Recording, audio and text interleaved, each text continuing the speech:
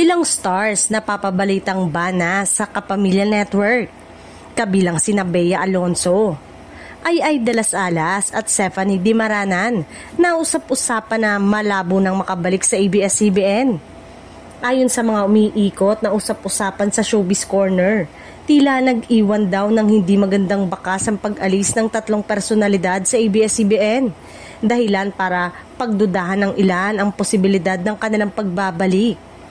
Si Bea Alonzo, na minsang kinilala bilang box office queen ng Kapamilya Network, ay umalis sa gitna ng mainit na mga issue.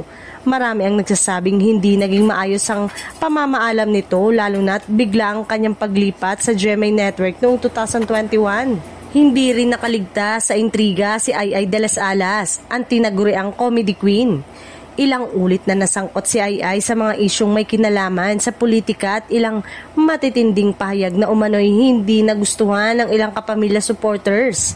Bagamat patuloy siyang aktibo sa showbiz at sa mga proyekto sa ibang network, marami ang nagsasabi na tila malabong mangyari ang kanyang pagbabalik bilang kapamilya, lalo na sa gitna ng mga isyong hindi paganap na malinaw. Isa rin sa mga pinag-uusapan ay si Stephanie Di Maranan, ang Idol Philippines Grand Winner na itinuring noon bilang next generation pop princess. Ngunit bago pa man tuluyang lumipat sa GMA Network, may mga kumalat na isyong may hindi pagkakaunawan umano ang ilang kapamilya executive. Bagamat patuloy ang pag-angat ng kanyang singing career, marami ang nagsasabing malabo na ang posibilidad na bumalik pa siya sa ABS-CBN, lalo na't unti-unti na niyang naitatag ang kanyang pangalan sa kabilang network.